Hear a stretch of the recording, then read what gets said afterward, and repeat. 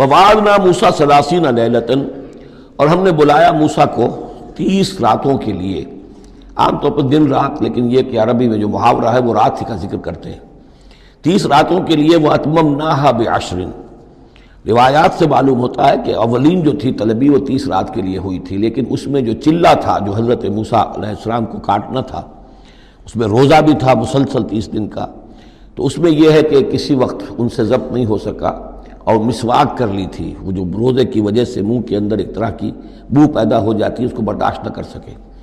تو اس کی پاداش میں، اب یہ روایات ہیں، میں نہیں کہہ سکتا کہ کس حد تک ان میں صحت ہے.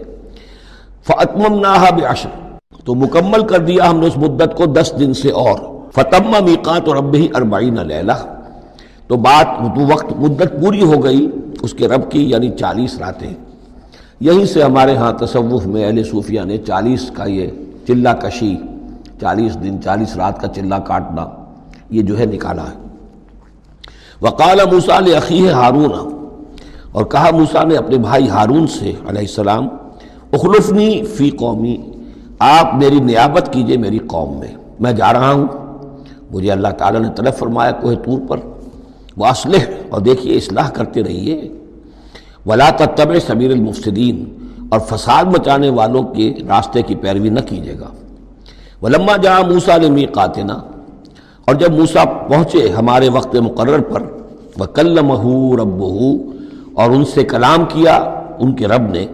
قَالَ رَبِّ أَرِنِي أَنظُرْ إِلَيْكَ، انہوں نے درخواست کی پروردگار مجھے اپنا دیدار عطا فرما، مجھے دکھا کہ میں تجھے دیکھوں. قَالَ لَن تَرَانِي، اللہ نے فرمایا تم مجھے ہرگز نہیں دیکھ سکتے.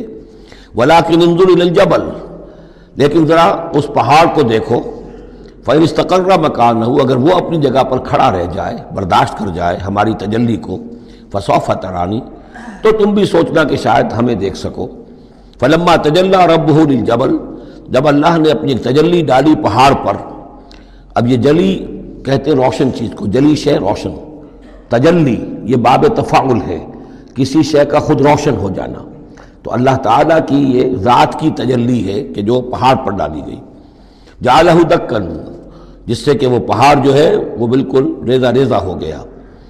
وخر موسیٰ صاعقا، اور حضرت موسیٰ علیہ السلام بھی تجلی باری تعالیٰ کے اس بالواسطہ مشاہدے کے نتیجے میں بھی وہ بے ہوش ہو کر گر پڑے. فلما افاقا، جب انہیں افاقہ ہوا، ہوش میں آئے. قال سبحانک، اب انہوں نے کہا اے اللہ تو پاک ہے.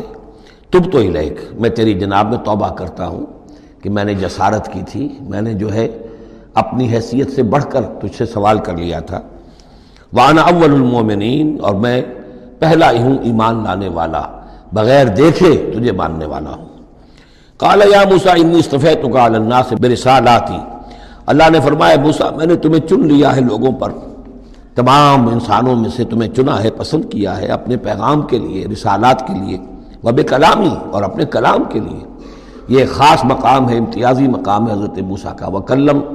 کلم اللہ موسیٰ تکلیما فخذ ما آتیتک وکن من الشاکرین، تو لے لو جو میں تمہیں دے رہا ہوں اور بن جانا شکر کرنے والوں میں. یعنی یہ الواح جو ہے جو ہم دے رہے ہیں اس میں احکام لکھے ہوئے ہیں، یہ تم لے لو اور ان کا حق ادا کرو. وَكَتَبْنَا لَهُ فِي الْأَلْوَاحِ، اور ہم نے لکھ دیا اس کے لیے تختیوں پر، وہ پتھر کی تختیاں، مِن كُلِّ شَيْءٍ مَوْعِظَةً، ہر طرح کی نصیحت، وَتَفْصِيلًا لِكُلِّ شَيْءٍ، اور ہر طرح کے احکام کی تفصیل، یعنی جو بنیادی احکام ہیں، موٹے موٹے احکام ہیں. یوں سمجھیے کہ وہ در حقیقت ایک طرح سے ڈینجر سگنلز ہیں. اگر آپ کسی پہاڑی راستے پر جا رہے ہیں تو جگہ جگہ آپ کو نشانات ملتے ہیں کہ ذرا یہاں بچ کے گزرنا.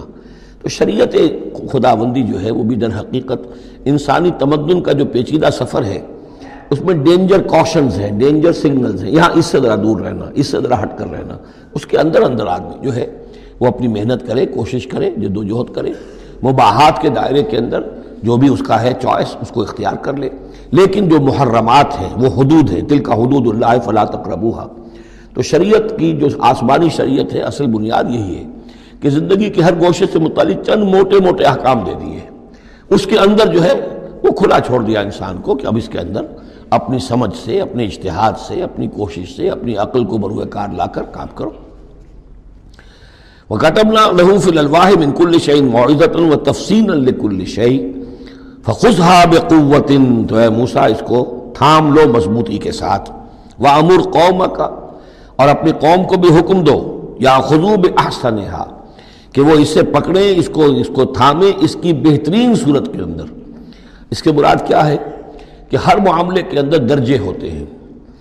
آپ کو ایک چیز بتائی جا رہی ہے، اس میں ایک درجہ اونچا ہے، ایک اس سے کمتر ہے، آپ اونچے سے اونچے درجے کی طرف آنے کی کوشش کیجیے۔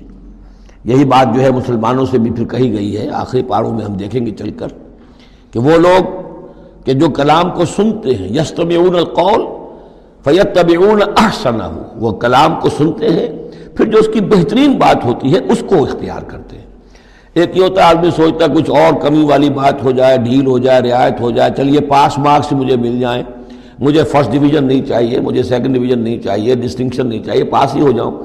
لیکن یہ معاملہ دین میں نہیں ہونا چاہیے، یہ معاملہ دنیا میں کرو، دین میں اچھے سے اچھا، اعلی سے اعلیٰ، جیسا کہ ہم پڑھ چکے ہیں سورہ مائدہ کے اندر، اذا اتقوا وآمنوا وعملوا الصالحات ثم اتقوا وآمنوا ثم اتقوا واحسنوا واللہ یحب المحسنین۔ ہے جستجو کہ خوب سے ہے خوب تر کہاں، کیوں نہیں بہتر سے بہتر کی طرف جاتے؟ جتنا آج وقت لگا رہے ہو دین کے لیے اس سے زیادہ لگاؤ کل، اور پرسوں سے آگے تمہارا قدم پڑنا چاہیے، نہ یہ کہ آدمی جو ہے وہ پیچھے کی طرف دیکھے۔ وَأَمُرْ قَوْمَكَ يَأْخُذُوا بِأَحْسَنِهَا، اس کا جو بہترین رخ ہے اس کو اختیار کریں۔ سَأُرِيكُمْ دَارَ الْفَاسِقِينَ، ان قریب میں تمہیں وہ گھر دکھا دوں گا جو اس وقت فاسقوں کے قبضے میں ہے۔ یعنی یہاں جو کچھ ہوا ہے، کوہ طور جو ہے وہ سمجھ لیجئے کہ وہ سینائی پیننسلا کا جو ساؤدرن ٹپ ہے وہاں پر ہے تقریباً کوہ طور۔ تو گویا کہ خلیج سویز کو کراس کیا، یا کہیں سے کسی جھیل کو کراس کر کے مصر سے آئے سینائی پیننسلا میں، پھر یہ کہ خلیج سویز کے ساتھ ساتھ ہو کر ساؤدرن ٹپ تک پہنچ گیا پورا قافلہ، یہاں پڑاؤ رہا ان کا طویل عرصے تک، اور یہیں پر پھر حضرت موسیٰ علیہ السلام طلب کیے گئے کوہ طور پر، وہاں سے اب واپس آ گئے۔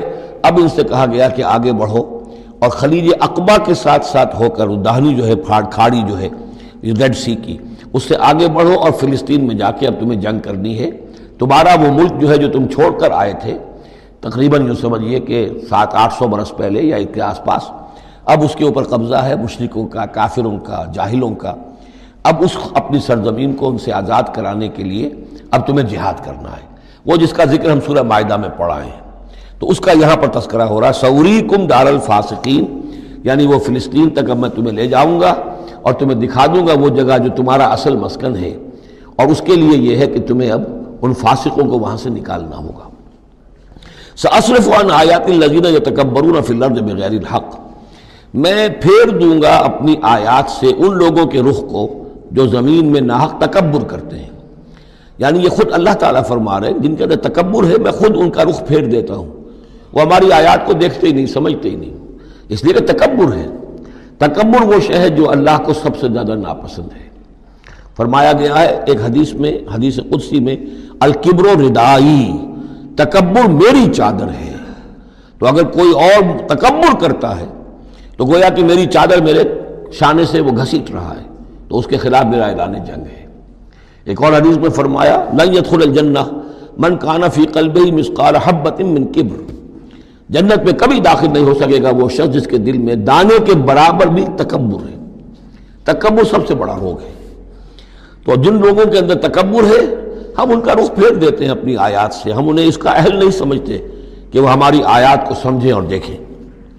وَإِن يَرَوْا كُلَّ آيَةٍ لَا يُؤْمِنُوا بِهَا، اور اگر وہ سرسری طور پر دیکھ بھی لیں، ساری نشانیاں دیکھ لیں، تب بھی وہ ایمان لانے والے نہیں ہیں۔ وَإِن يَرَوْا سَبِيلَ الرُّشْدِ لَا يَتَّخِذُوهُ سَبِيلًا، اور اگر وہ دیکھ بھی لیں کامیابی کا اور سعادت کا اور ہدایت کا راستہ، تب بھی اس راستے کو اختیار نہیں کریں گے۔ وَإِن يَرَوْا سَبِيلَ الْغَيِّ يَتَّخِذُوهُ سَبِيلًا، اور جب بھی ان کے سامنے آئے گا کجی کا راستہ، ٹیڑھ کا راستہ، گمراہی کا راستہ، اسے وہ اختیار کریں گے۔ یعنی یہ ساری چیزیں ان کی کس وجہ سے ہیں کہ ان کے دلوں میں تکبر ہے۔ ذالک بانہم کذبوا بآیاتنا، یہ اس لیے کہ انہوں نے ہماری آیات کو جھٹلایا اپنے تکبر کی بنیاد پر، وکانوا عنہا غافلین، اور اس سے تغافل برتتے رہے۔ والذین کذبوا بآیاتنا ولقاء الآخرۃ، اور جو لوگ بھی جھٹلائیں گے ہماری آیات کو اور آخرت کی ملاقات کو، حبطت اعمالہم، ان کے سارے اعمال حبط ہو جائیں گے۔ اپنی جگہ وہ بڑی نیکیاں کما رہے ہوں، جیسے کہ قریش مکہ تھے، ہم کعبے کی خادم ہیں، کعبے کی خدمت کر رہے ہیں، کعبے کو صاف رکھتے ہیں، حاجیوں کو دودھ پلاتے ہیں، پانی پلاتے ہیں، ان کے سارے عمل حق اکارت ہو جائیں گے۔ هل یجزون الا ما كانوا یعملون، اور ان کو نہیں دیا جائے گا بدلے میں مگر وہی کچھ جو وہ کرتے تھے۔